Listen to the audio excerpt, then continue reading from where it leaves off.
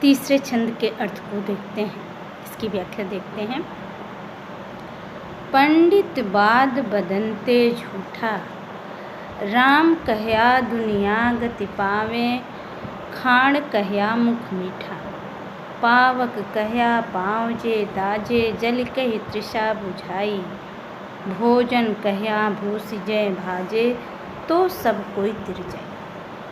देखिए, इस छंद में कबीरदास ने यह बताया है कि बिना परमात्मा के प्रति सच्ची भक्ति के, यानी परमात्मा के प्रति यदि सच्चा प्रेम नहीं है, सिर्फ औपचारिकतावश व्यक्ति यदि उसके नाम का जाप कर रहा है, उसके नाम का स्मरण कर रहा है, तो उससे उसको सद्गति नहीं मिल सकती। यानी इसमें ये दर्शाया गया है कि परमात्मा की भक्ति आडंबरों से मुक्त होनी चाहिए। परमात्मा के प्रति जब तक सच्चा प्रेम मन में नहीं है, चित्त में सच्चा अनुराग नहीं है ईश्वर के प्रति, तो चाहे कितना भी हम उसके नाम का जाप कर लें, उसका स्मरण कर लें, उससे हमें सद्गति नहीं मिल सकती।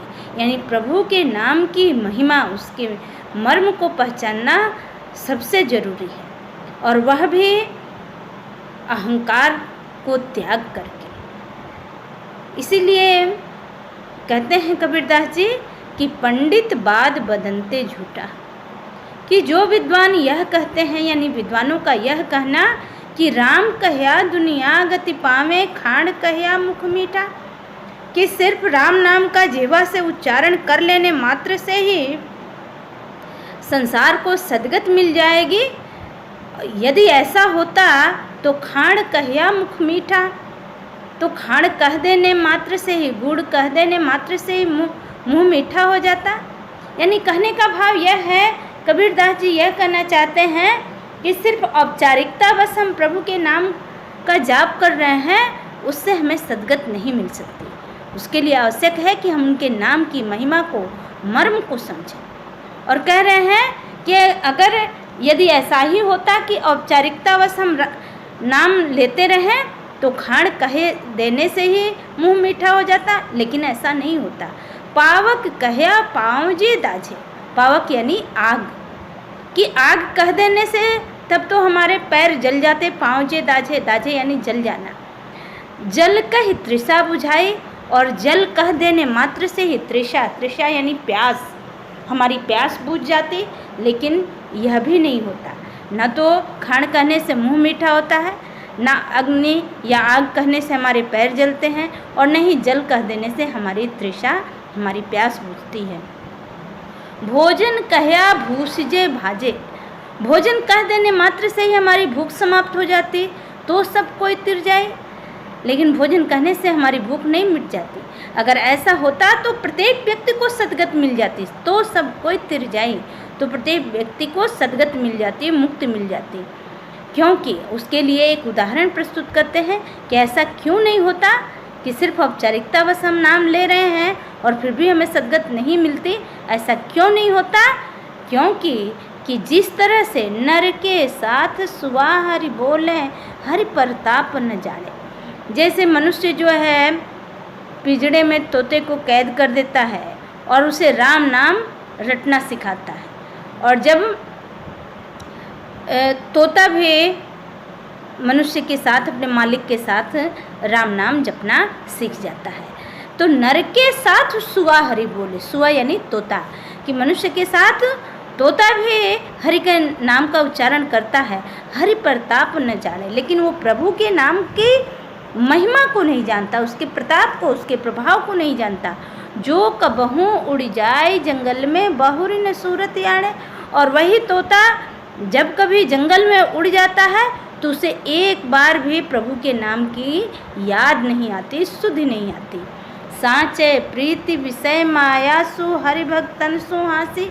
कबीरदास कहते हैं कि मुझे तो ऐसे हरि भक्तों पर हंसी आती है जिनकी सच्ची प्रीति विषयों में है, सांसारिक विषय विकारों में है, संसार की भौतिकता में है, और वो औपचारिकतावश प्रभु के नाम का जाप कर रहे हैं, तो साँचे प्रीति विषय मायासु हरिभक्तन सु हंसी। ऐसे हरिभक्तों पर मुझे हंसी आती है जिनका वास्तविक लगाव तो सांसारिक सुखों में है, भौतिकता में है, लेकिन वो औपचारिकतावश उसके नाम का जाप करते रहते हैं। कहे कबीर प्रेम नहीं उपजो बांध्यो जमपुर जासी। कबीर दास कहते हैं कि जब तक प्रभु के प्रति सच्चा प्रेम अंतर्मन में नहीं जागृत होता, तब तक मानव जो है इसी यमपुर का या इसी मृत्युलोक का निवासी बनकर रह जाता है, अर्थात वो जन्म मरण के बंधन से मुक्त नहीं होता। यानी कवि ने तोते का उदाहरण देकर ये समझाने का प्रयास किया है कि जब तक हम प्रभु के नाम की महिमा को नहीं जानेंगे, उसके मर्म को नहीं पहचानेंगे, उसके प्रति सच्चा प्रेम, सच्ची भक्ति भाव नहीं रखेंगे, तब तक चाहे कितनी भी औपचारिकतावश माला लेकर जप लें, उसके नाम का स्मरण कर लें, हमें सद्गति नहीं मिलती। तो कि सांची प्रीति विषय मायासु हरिभक्तन सुहासी, ऐसे हरिभक्तों पर हंसी आती है जिनका सच्चा प्रेम विषयों में है, लेकिन वो दिखावा करते हैं। और जब तक सच्चा प्रेम नहीं, तब तक मनुष्य इसी मृत्युलोक का निवासी बनकर रह जाता है, वो जन्म मरण के बंधन से मुक्त नहीं होता। तो इस पद में ईश्वर की सच्ची भक्ति पर विशेष बल दिया गया है कि ईश्वर के प्रति हमारे मन में सच्ची आस्था, सच्ची भक्ति होनी चाहिए, और औपचारिकता और पाखंड रहित भक्ति होनी चाहिए। तो बहुत से शब्द हैं, जैसे तृषा शब्द है, तृषा का अर्थ होता है प्यास, खाड़ यानी गुड़, पावक यानी आग, इसी तरह से भूस, भूस यानी भोजन कया, भूसी जेब भूसी यानी भूख, तिर यानी सद, तिर जाई यानी सदगति मिल जाती। इसी तरह से जो है, जो इसमें प्रश्न बनते हैं कि कबीरदास ने इस प्रस्तुत पद्यांश में क्या कहना चाहा है, किस बात पर विशेष बल दिया है, तो इसी बात पर विशेष बल दिया है कि प्रभु के प्रति सच्चा प्रेम जब रहेगा तभी जाकर सद्गति मिलती है। सिर्फ औपचारिकतावश उसके नाम का उच्चारण कर लेने मात्र से हमें सद्गति नहीं मिलती। तो रस शांत पहले जैसा, सदुपड़ी भाषा, गेय पद, लक्षणा शब्द शक्तियाँ। अब हम आगे के छंदों को पढ़ेंगे। कबीरदास के पदों को हम पढ़ रहे हैं, जिसमें से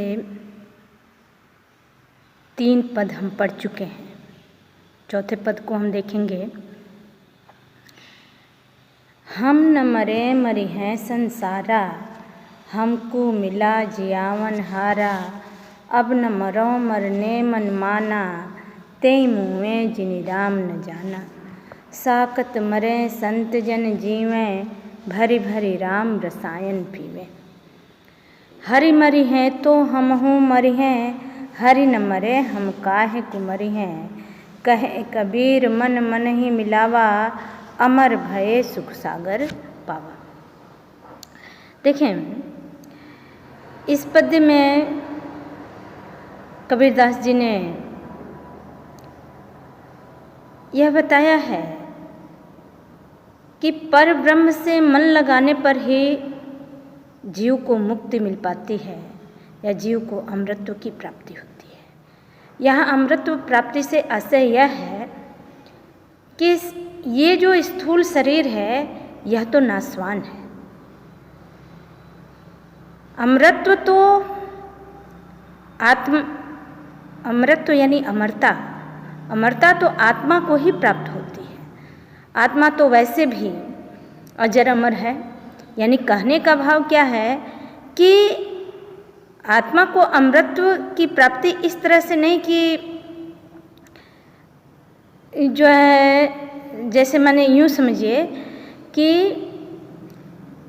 आत्मा अजर अमर है, तो उस के अजर अमर होने का बोध, यानी उसके अमरता का बोध जो है हमें कब होता है जब हम सच्चे अर्थों में परमात्मा से अपने अंतर्मन को लगा लेते हैं।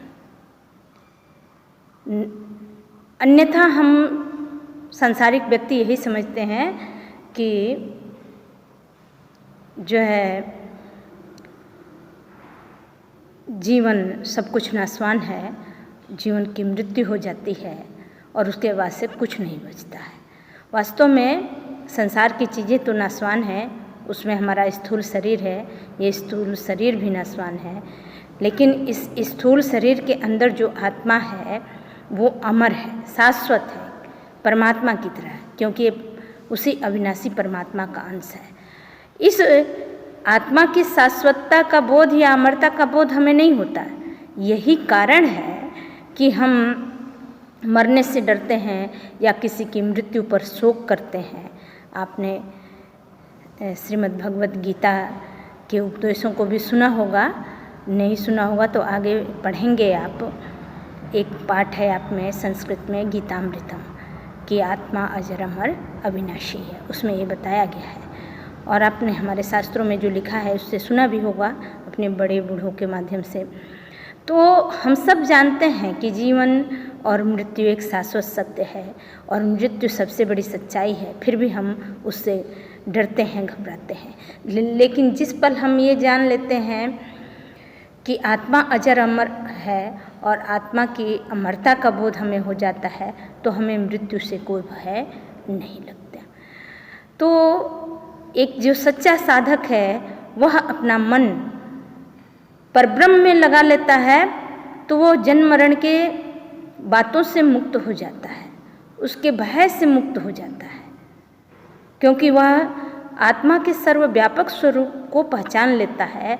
इसलिए वो कहता है कि मैं अपने मन को मन ही में मिला दिया है, मैंने अपनी आत्मा को परम तत्व में मिला दिया है, इसलिए अब मैं अमर हो गया हूँ। जैसा कि इसमें दिया है कि हम न मरे मरे हैं संसारा। कबीरदास कहते हैं कि भले यह संसार समाप्त हो जाए लेकिन मैं मरूंगा नहीं, क्योंकि मुझे जीवन दाता हमको मिला जियावन हरा। मुझे जीवन दाता परमात्मा या परब्रह्म की कृपा प्राप्त हो गई है, अब मैं नहीं मरूंगा। यहाँ परब्रह्म की कृपा से आशय क्या है कि जीव ने साधना करके अपने अंतर्मन को, अपने आत्म तत्व को परम तत्व में मिला दिया है और वह आत्म तत्व के सर्वव्यापक स्वरूप को समझ लिया है। इसलिए वह जान गया है कि आत्मा तो शाश्वत है, अविनाशी है और स्थूल शरीर ही नाशवान है। इसलिए इस नाशवान शरीर के बारे में शोक करने की कोई आवश्यकता नहीं है। यहाँ देखेंगे जीव और ब्रह्म में अभेद का भाव स्थापित किया गया है और श्रीमद् भगवत गीता के सिद्धांतों का भी यहाँ पालन हो रहा है, उपदेशों का भी पालन हो रहा है कि हम न मरे मरे हैं संसारा, हमको मिला जियावन हारा। अब न मरो मरने मन माना, ते मुँह में जिनि राम न जाना। कहते हैं कबीरदास कि भले ही संसार का नाश हो जाए, संसार के जीव मर जाएं, लेकिन मैं नहीं मरूंगा, क्योंकि मुझे जीवन देने वाला परमात्मा मिल गया है, परमात्मा की कृपा मिल गई है, परमात्मा की भक्ति और ज्ञान मुझे मिल गई है। अब न मरे मरने मन माना। वो कहते हैं क्योंकि मेरे मन ने मृत्यु को जान लिया है, यानी जन्म मरण के रहस्य को मेरे मन ने जान लिया है। और ते मुँह में जिनि राम न जाना। इस संसार में वे ही मृत्यु को प्राप्त होंगे जिसने परमात्मा के मर्म को नहीं समझा, परमात्मा की महिमा को नहीं जाना, वही मृत्यु को प्राप्त होंगे। साकत मरे संत जन जीवे, भरी भरी राम रसायन पीवे। साकत यानी साक्त, शक्ति के उपासक, जो परमात्मा के वास्तविक रहस्य को नहीं जान पाए हैं, वही जन्म मरण के बंधन में पड़े रहेंगे, जबकि संत जन अमर रहेंगे। यहाँ संतों के अमरता से आशय क्या है? अब भरी भरी राम रसायन पिए, क्योंकि संतों ने परमात्मा की भक्ति, उसके ज्ञान रूपी रस का पान कर लिया है। यहाँ राम रसायन से आशय है, इसे मैंने पिछले चंदों में भी पढ़ाया, राम रसायन अर्थात परमात्मा की भक्ति और ज्ञान रूपी रस। ऐसे इस रस का पान कर लेने के बाद साधक जो है ब्रह्ममय हो जाता है, उससे संसार की किसी भी वस्तु की कामना नहीं रह जाती है और उसके मन और हृदय के, उसके चित्त की दशाएं बदल जाती हैं। इसलिए कहा कि साकत मरे संत जन जीवे, भरी भरी राम रसायन पीवे, कि जिसने परमात्मा के मर्म को नहीं जाना वही जन्म मरण की मृत्यु में बंधन में पड़े रहेंगे। और जो साक्त हैं, जिन्होंने शक्ति के जो उपासक हैं, जिन्होंने ईश्वर के रहस्य को नहीं जाना, वही जन्म मरण के बंधन में पड़े रहेंगे। जबकि संत जनों ने परमात्मा की भक्ति, उसके प्रेम और उसके ज्ञान रूपी रस का पान कर लिया है, इसलिए अब वो अमर हो गए हैं। हरि मरे हैं तो हमहु मरी हैं। कहते हैं कबीरदास कि यदि ईश्वर मरता होगा तो मैं भी मरूंगा, लेकिन ये शाश्वत सत्य है। देखिए, उस समय जितनी भी साधना पद्धतियाँ थी, जितने भी मत प्रचलित थे, सभी मतों में एक समानता थी। चाहे को बहुदेववाद हो, चाहे एकेश्वरवाद हो, सब में एक प्रधानता थी कि एक चीज़ की खासियत थी और समानता थी कि ईश्वर शाश्वत है, अविनाशी है, वो कभी मरता नहीं। इसीलिए कबीरदास कहते हैं कि हरि मरे हैं तो हमहु मरी हैं। यदि ईश्वर मरता होगा तो मैं भी मरूंगा, हरि न मरे हम काहे को मरी हैं। लेकिन जब ईश्वर मरता ही नहीं तो मैं भी नहीं मरूंगा। कहने का भाव क्या है कि जीव भी ब्रह्म का ही अंश है। इसलिए जिस तरह से ब्रह्म अविनाशी है, जीव भी या जीवात्मा भी उसी तरह से अविनाशी है। और जब जीवात्मा साधना करके स्वयं को ब्रह्म में मिला लेता है तो निश्चित तौर पे वह भी ब्रह्ममय हो जाता है। और इस प्रकार से जीव और ब्रह्म में अभेद के भाव को यहाँ स्थापित किया है। कहे कबीर मन ही मिलावा, अमर भये सुख सागर पावा। कबीरदास जी कहते हैं कि मैंने अपने मन को मन ही में मिला दिया है। देखिए, यहाँ मन आत्मा का प्रतीक है, मन ही जो है परमात्मा का प्रतीक है। अमर भये सुख सागर पावा, कहते हैं कि इस प्रकार से मैंने अपने मन को परमात्मा में मिला दिया है, अर्थात आत्मा परम तत्व में मिल करके परमात्मय हो गई है। इसलिए मैंने अमर होकर सुख रूपी, अमर भय सुख सागर पावा, अमर होकर सुख रूपी सागर को प्राप्त कर लिया है। तात्पर्य यह है कि मेरी आत्मा आनंद के सागर में उस परमात्मा के साथ मिलकर स्वयं आनंद स्वरूप हो गई है। अब रस की दृष्टि से शांत रस, छंद गेय पद, भाषा सदुकड़ी भाषा, और यहाँ साकत शब्द आया है। साकत शब्द का अर्थ है साक्त। साक्त कहते हैं जो शक्ति की उपासना करते थे, दुर्गा की उपासना करते थे। कबीर के समय में अनेक उपासना पद्धतियाँ प्रचलित थीं जो लगभग आज भी हैं। यानी कुछ लोग शिव की उपासना करते थे, उन्हें शैव कहा जाता था। विष्णु की उपासना करने वाले वैष्णव कहलाते। इसी तरह शक्ति की उपासना करने वाले शाक्त कहलाते थे। और इसी तरह से जो है रस बता दिया, शांत रस। गेय पद है, अलंकारों की दृष्टि से रूपकातिशयोक्ति है, अनुप्रास अलंकार है और पुनरुक्ति प्रकाश अलंकार है। जहाँ भरी भरी शब्द आया है यहाँ पुनरुक्ति प्रकाश अलंकार है। लक्षणा शब्द शक्तियाँ हैं और प्रसाद एवं माधुर्य गुण है। एक प्रश्न बनता है कि इसमें जो है किस सिद्धांत का प्रतिपादन हुआ है, अर्थात कबीरदास के इस पद्यांश में आत्मा और परमात्मा के अभेद भाव का प्रतिपादन किया गया है। और दूसरा कि इस पद के अनुसार, कबीर के अनुसार, कौन मर जाते हैं और कौन सदैव जीवित रहते हैं। तो संत जन सदैव जीवित रहते हैं। यहाँ आशय यह है कि जिन्होंने परमात्मा के मर्म को जान लिया है, परमात्मा की भक्ति और प्रेम जिसे प्राप्त हो गया है, वे संत जन सदैव जीवित रहते हैं, जिन्होंने अपने आत्म तत्व को परम तत्व मिला दिया।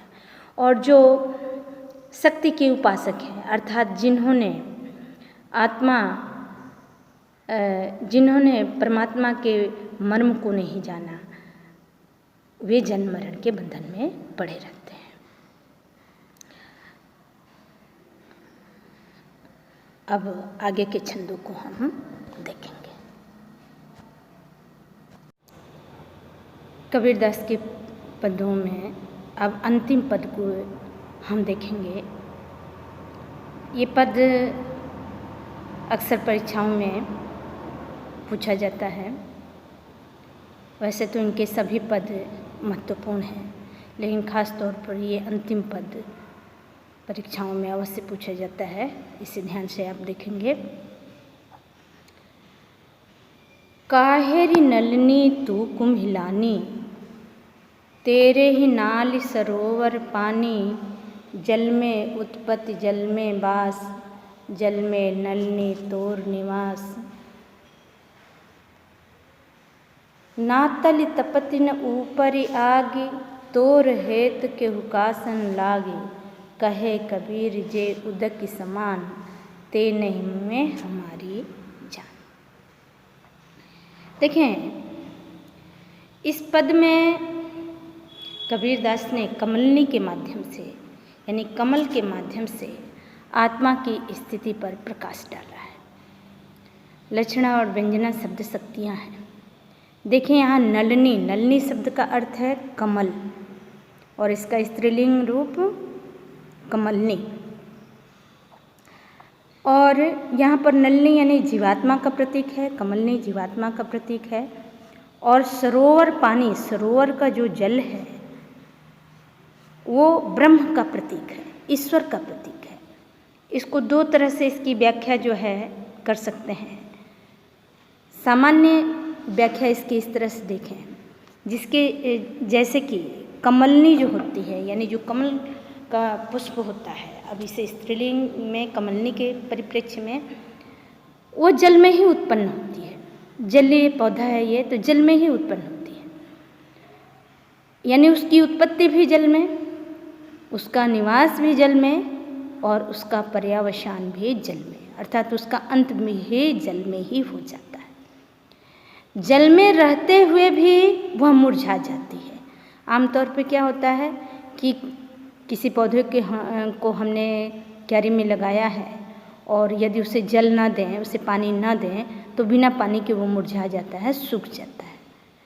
तो इसका तो मुरझाना समझ में आता है कि पानी नहीं मिला तो यह मुरझा गया, लेकिन कमलनी क्यों मुरझा गई? उसकी तो उस उत्पत्ति ही जल में होती है, निवास भी उसका जल ही है।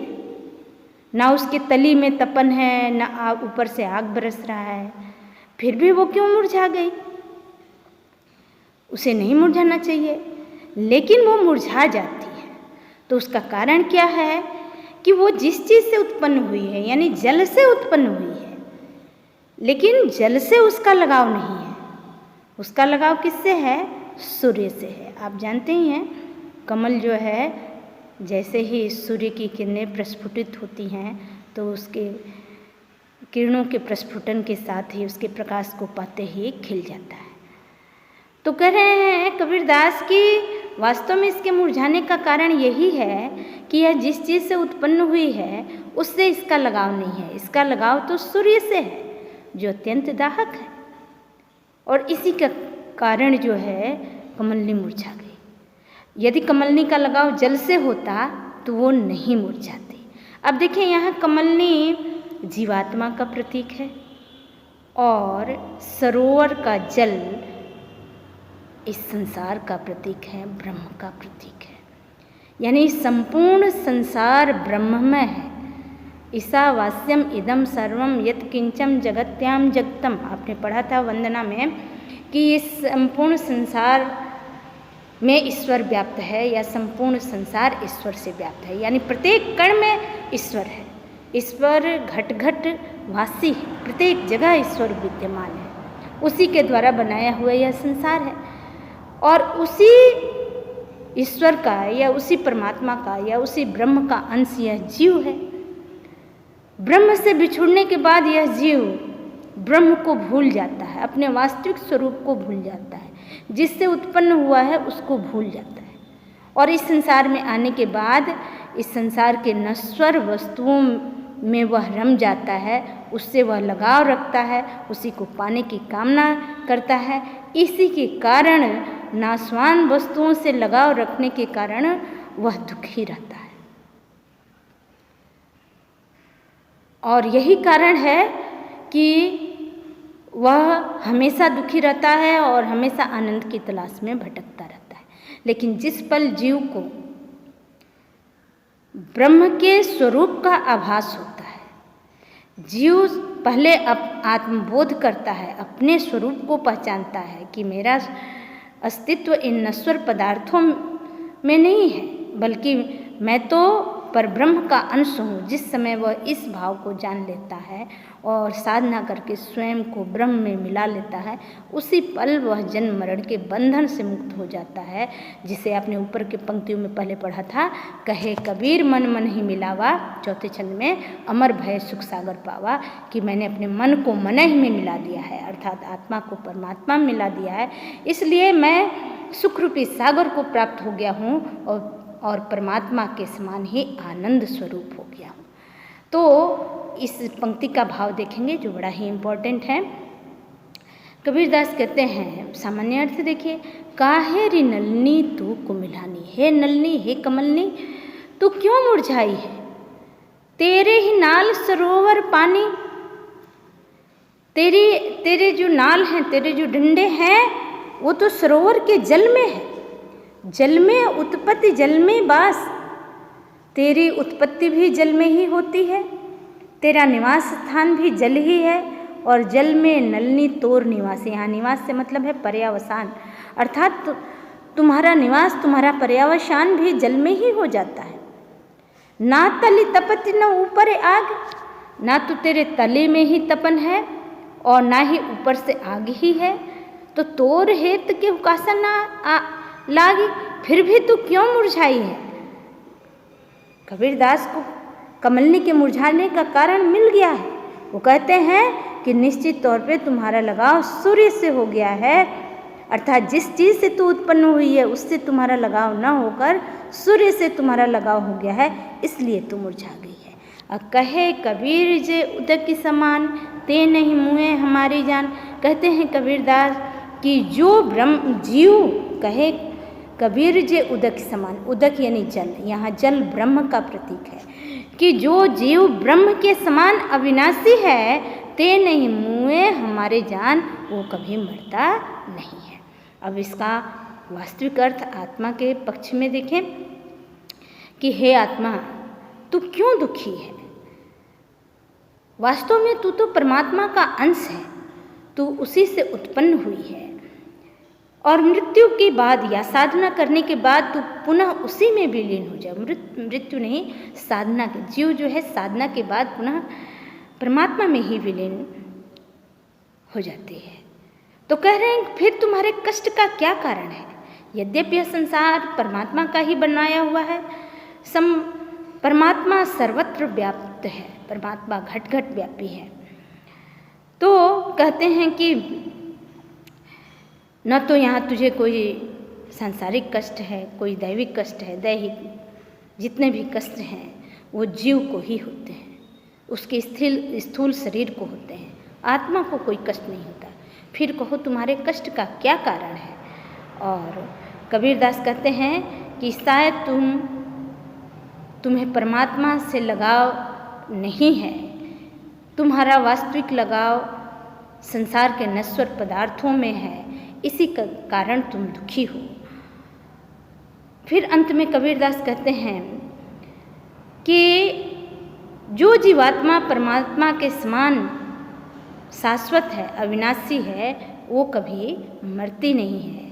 इसलिए हे आत्मा, तुम स्वयं परमात्मा की साधना करके परमात्मा हो जाओ, और इस तरह से जो है अपने को पुनः उस ब्रह्म में विलीन कर लो, क्योंकि यह जीवात्मा जो है परमात्मा के समान ही अविनाशी है। जैसे परमात्मा अमर और अविनाशी है, शाश्वत है, उसी तरह से आत्मा भी शाश्वत है, अविनाशी है। इसलिए हे जीव तुम्हें दुखी नहीं होना चाहिए। तो ये रहा इसका भाव। अब रस की दृष्टि से इसमें भी शांत रस और छंद गेय पद, भाषा पहले जैसी सदुकड़ी भाषा, अलंकारों की दृष्टि से अन्योक्ति अलंकार है और लक्षणा व्यंजना शब्द शक्तियाँ हैं। यहाँ पर नलनी यानी कमलनी आत्मा का प्रतीक है, जबकि सरोवर जो है ब्रह्म तत्व का प्रतीक है। उदक यानी जल, ये भी ब्रह्म तत्व का प्रतीक है। उत्पत्ति का अर्थ जन्म है। अब अगले वीडियो में हम अगले दिन से सोमवार से गद्य खंड के अंतर्गत प्रथम पाठ भारतवर्ष उन्नति